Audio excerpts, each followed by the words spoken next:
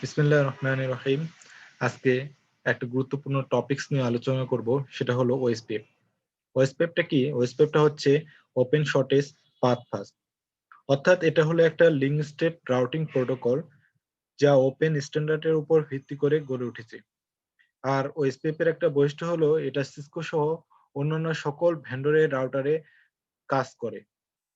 যেমন ইআইজিআরপি, এটা শুধুমাত্র সিসকোর একমাত্র ভেন্ডর ইআইজিআরপি, যেটা সিসকোতে কাজ করে, অন্য কোনো ভেন্ডরে কাজ করে না। কিন্তু ওএসপিএফ সকল ধরনের অন্যান্য সকল ধরনের রাউটারে কাজ করে। ওএসপিএফ ব্যাপকভাবে interior gateway routing protocol IGP হিসেবে ব্যবহৃত হয়, বিশেষ করে বড় ধরনের নেটওয়ার্কের ক্ষেত্রে।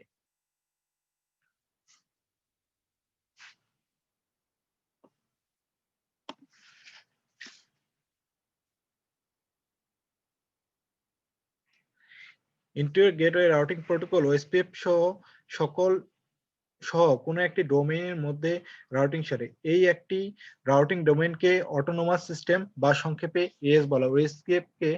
ওএসপিএফকে অনেক সময় এএস বা অটোনোমাস ডোমেইন সিস্টেমও বলা হয়ে থাকে। ওএসপিএফ যেহেতু একটা লিঙ্ক স্টেট রাউটিং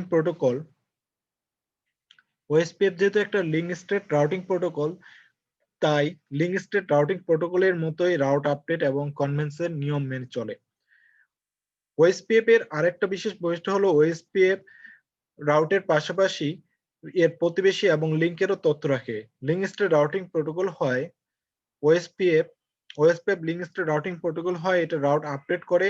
কেবল কোনো রাউটের যদি পরিবর্তন হয় তাহলে এটা রাউট আপডেট করে।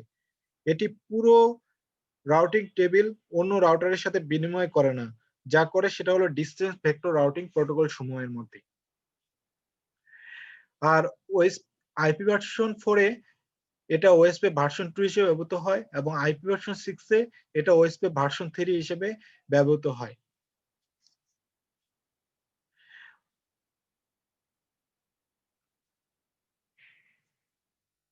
ওএসপিএফ এর ওএসপি ওএসপিএফ এর রাউটিং টেবিলের বিশেষ বৈশিষ্ট্য হলো এটা কোনো রাউটারের আশেপাশে কোন রাউটার আছে সে রাউটার সম্পর্কে তথ্য থাকে এই টেবিলে। প্রতিটি রাউটারের নিজস্ব প্রতিবেশী টেবিল সংরক্ষণ করে, ফলে রাউটার জানে তার প্রতিবেশী কোন কোন রাউটার আছে। এছাড়াও লিঙ্ক স্টেট রাউটিং প্রোটোকল হয় রাউটার সমূহের সাথে যুক্ত লিঙ্ক সমূহের অবস্থা কেমন সে সম্পর্কে তথ্য রাখে এই ওএসপিএফ টেবিলে। ওএসপিএফ ব্যবহারকারী প্রতিটি রাউটারের নিজস্ব লিঙ্ক স্টেট টেবিল সংরক্ষণ করে, ফলে প্রতিবেশীদের সম্পর্কে তার একটা পরিষ্কার ধারণা থাকে। আর ওএসপিএফ এর আরেকটা বৈশিষ্ট্য হলো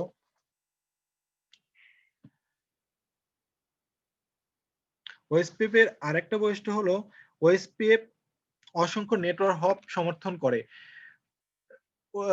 কিন্তু রিপের মধ্যে যেটা থাকে, রিপ হলো 15টা আর ইআইজিআরপি হলো 25টার বেশি নেটওয়ার্ক এর মধ্যে কানেক্ট হতে পারে না, বা 25টার বেশি 255টার বেশি ইআইজিআরপি এবং রিপ 15টার বেশি রাউটারের সাথে কানেক্ট হতে পারে না। কিন্তু ওএসপিএফ অসংখ্য নেটওয়ার্ক হপ বা রাউটারের সাথে কানেক্ট হতে পারে।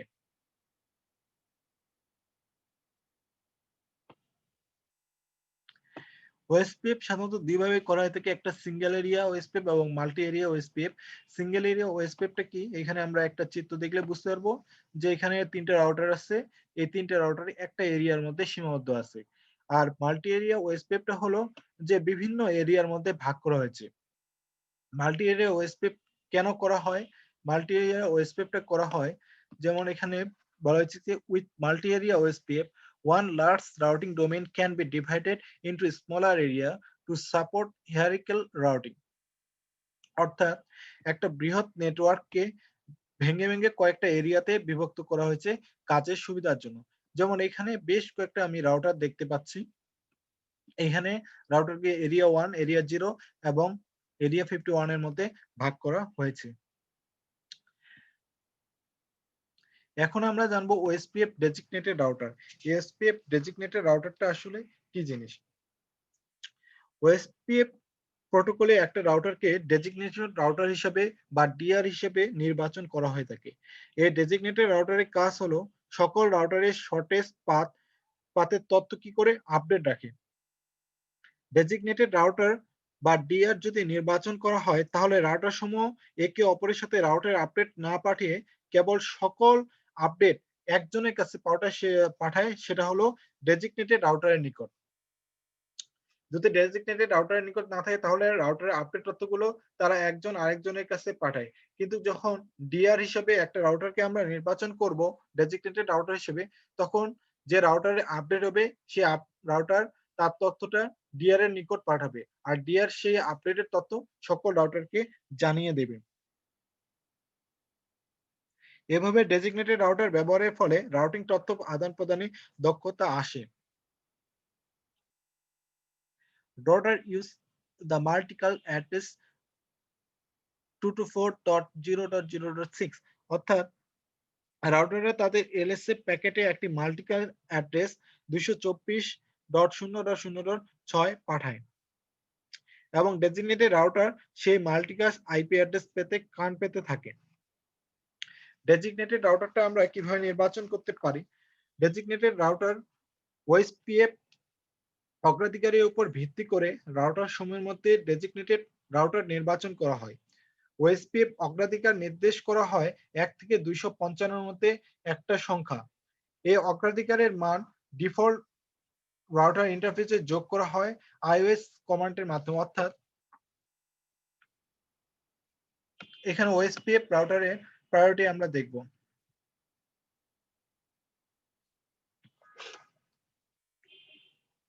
ওএসপিএফ প্রায়োরিটিটা হলো কি, যে রাউটারকে ডেজিগনেটেড রাউটার হিসেবে দেখতে চান সে রাউটার ও ইন্টারফেসের মধ্যে ওএসপিএফ প্রায়োরিটির মান সর্বোচ্চ করে দিতে হবে।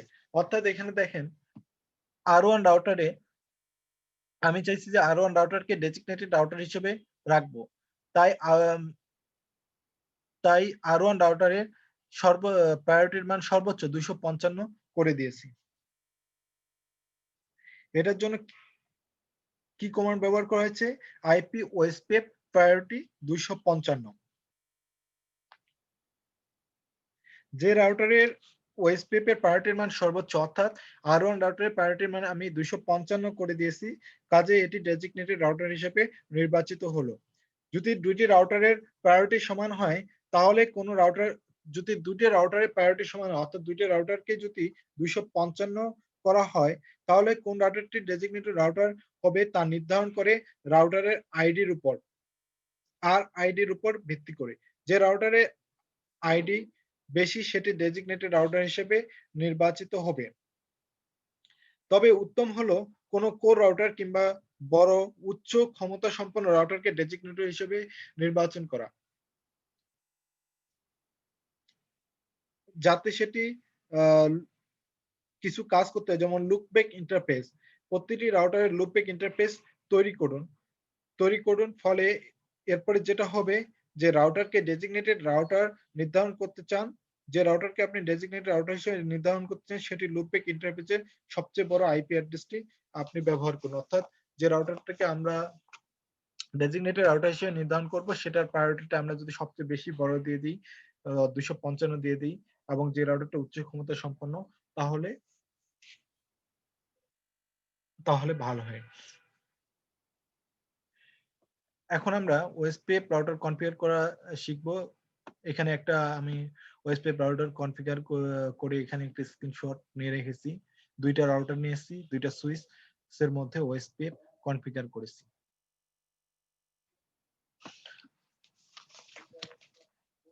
ওএসপিএফ এর বিশেষ কিছু বৈশিষ্ট্য হলো যে এটা কেবল রাউট পরিবর্তনের সময় রাউটের আপডেট ঘটে।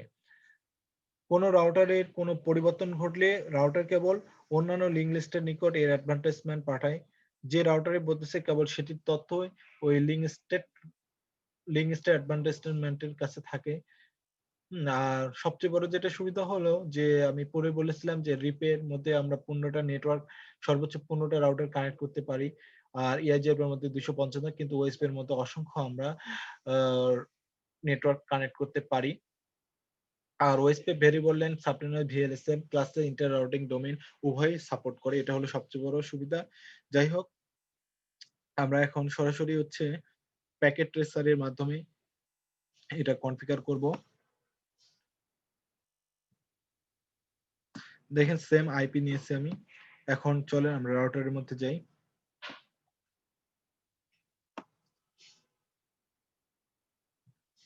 প্রথমে বলছে কি would you like to enter initial configuration dialog? No. Enable config t অর্থাৎ কনফিগার টার্মিনালে আমরা আসলাম। হোস্ট নেম দেই এই রাউটারের হোস্ট নেম R1, অর্থাৎ আমরা এখন কনফিগার করতেছি এই রাউটারটা। এটার একটা নাম দিয়ে দিই আমরা, তাহলে আমাদের বোঝার সুবিধা হবে।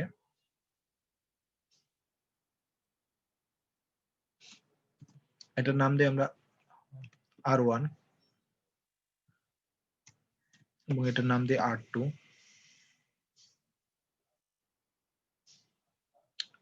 কালার করে দিই তাহলে দেখতে সুবিধা হবে।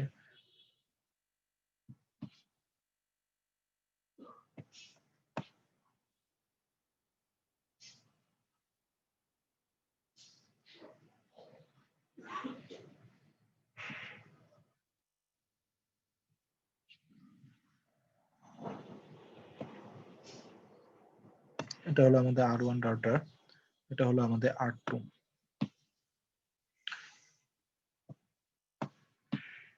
যাই হোক এখানে ছিলাম, হোস্টে আমরা R1 করে দিলাম। এখন এটা কোন ইন্টারফেসের সাথে যুক্ত আছে? একটা ফাইলস্থানের 0/0, একটা serial 1/0। Interface serial 1/0, IP address 192.168.10.1, এটা আমরা গেটওয়ে দিলাম 255.255.255 আর 252 সাবনেট মাস্ক। Clock rate 64,000। ওকে, নো শাটডাউন। নো শাটডাউন মানে পোর্টটা আমরা আপ করে দিলাম। এক্সিস্ট। এখন এই রাউটারের সাথে আবার যুক্ত আছে কোনটা? এই রাউটারের সাথে আরেকটা ইন্টারফেস যুক্ত আছে, ইন্টারফেস পাইথনের 0/0। IP address 172.16.10.1, 255.255.255.0। No shutdown. এই যে আমাদের এই পোর্টটা আপ হয়ে গেছে অলরেডি। এক্সিস্ট। কপি করে রাখি WR দিয়ে।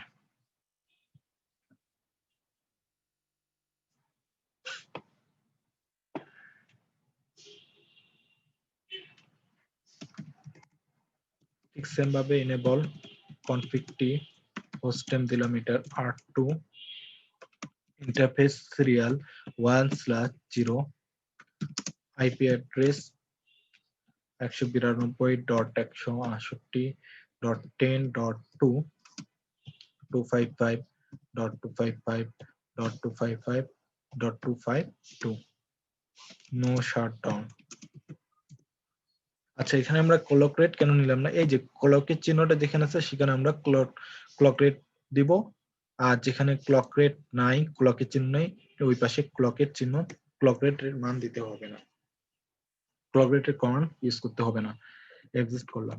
এই রাউটারের সাথে আমরা দেখতে হচ্ছে আরেকটা ইন্টারফেস আছে, ইন্টারফেস পাইথনের 0/0। তাহলে ইন্টারফেস পাইথনের 0/0 IP add 172.16.20.1 gateway 255.255.255.0। No shutdown. Exist. আমরা কপি করে রাখলাম। এখন আমরা এই পিসির মধ্যে আইপি অ্যাড্রেস বসাই।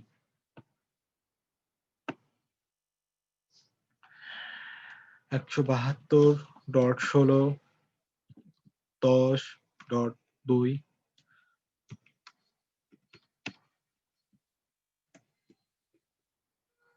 গেটওয়ে আমরা ইউজ করেছিলাম 172.16.10.1।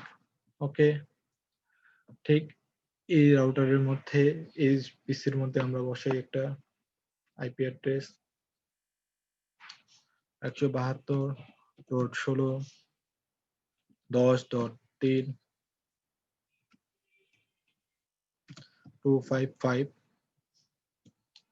172.16.10.1 গেটওয়ে।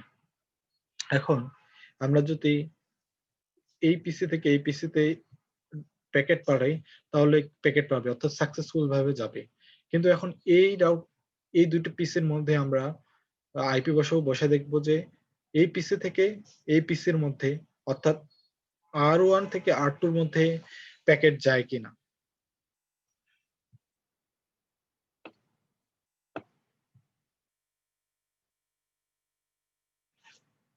একশো 172.16.20.2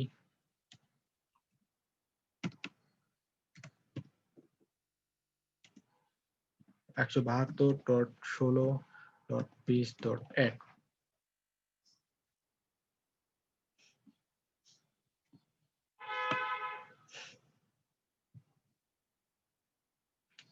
172.16.20.3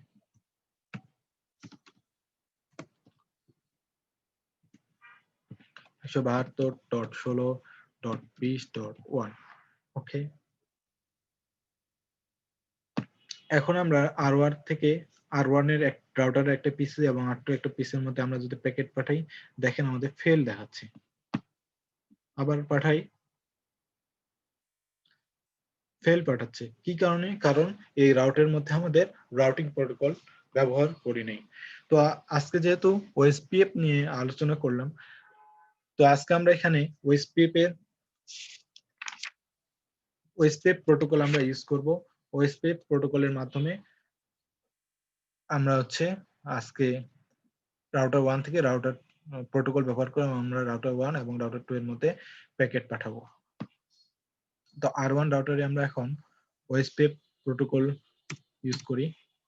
কনফিগটিতে আবার যেতে হবে, router OSPF 1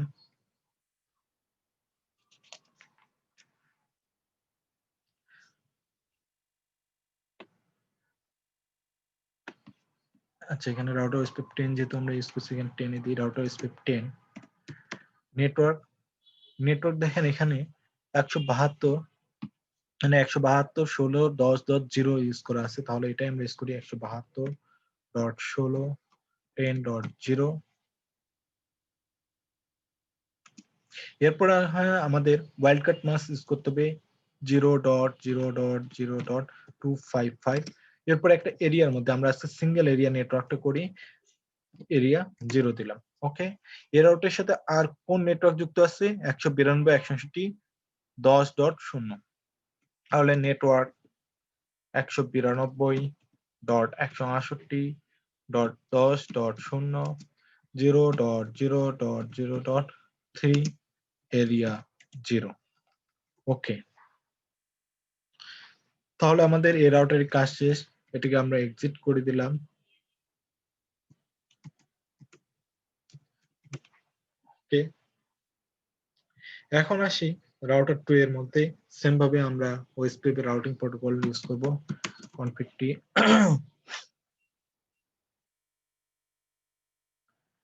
router OSPF 10 network 172.16.20.0 0.0.0.255 area 0। ওকে, নেটওয়ার্ক আরেক সেটা হলো 192.168.10.0 0.0.0.3 এরিয়া 0। ওকে, এক্সিট। এখন আমরা রাউটার 1 এবং রাউটার 2 এর পিসির মধ্যে প্যাকেট পাঠিয়ে দেখি যে আমাদের এখন সাকসেসফুল ভাবে প্যাকেট যাচ্ছে কিনা। আচ্ছা, প্রথমবার ফেল দেখালো, এগেইন দিয়ে দেখি। এই যে এখন কিন্তু সাকসেসফুল দেখাচ্ছে। এই যে দেখেন এখন কিন্তু সাকসেসফুল দেখাচ্ছে। আমরা পিং করেও দেখতে পারি।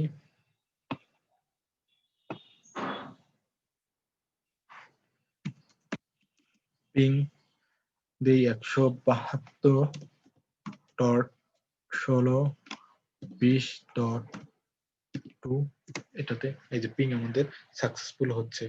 অর্থাৎ এই রাউটিং প্রোটোকলের মাধ্যমে আমরা দেখলাম যে এক রাউটার থেকে আরেক রাউটারে কিভাবে প্যাকেট পাঠানো হয়। ইনশাল্লাহ আজকে সিঙ্গেল এরিয়া ওএসপিএফ দেখলাম, এরপরে আমরা হচ্ছে মাল্টি এরিয়া ওএসপিএফ দেখবো ইনশাল্লাহ।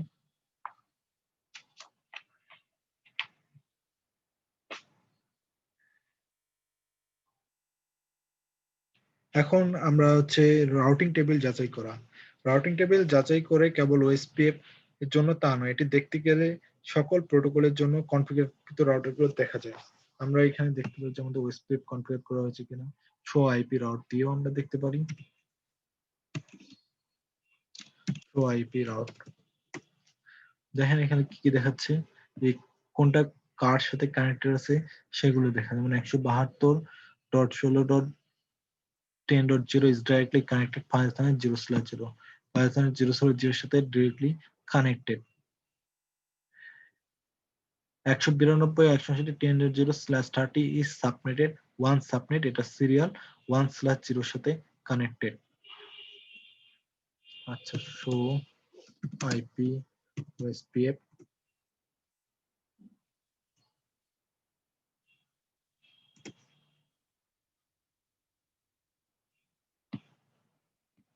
শো আইপি ওএসপিএফ দিয়ে আমরা কি দেখতে পেলাম যে এখানে ওএসপিএফ এর রাউটার আইডি 10 এবং ওএসপিএফ 10 উইথ আইডি হলো 192.168.10.1, অর্থাৎ এখানকার এই রাউটার গেটওয়ে 192.168.10.1 এই গেটওয়েটা ব্যবহার করা হয়েছে। SAP schedule delay 5 second, hold time between SPF 10 second. Okay, area backbone 0, অর্থাৎ আমরা হচ্ছে এখানে ওএসপিএফ এরিয়া 0 ইউজ করেছি। ওকে, নেক্সটে আমরা হচ্ছে মাল্টি এরিয়া ওএসপিএফ নিয়ে আসবো এবং কিছুক্ষণ আগে যেটা আমরা আলোচনা করলাম যে হচ্ছে ডিআর বা ডেজিগনেটেড রাউটার প্রায়োরিটি সম্পর্কে মাল্টি এরিয়া ওএসপিএফ আমরা এটা কনফিগার করা শিখবো ইনশাল্লাহ। সকলে ভালো থাকেন, সুস্থ থাকেন। আসসালামু আলাইকুম ওয়া রাহমাতুল্লাহি তাআলা ওয়া বারাকাতুহু।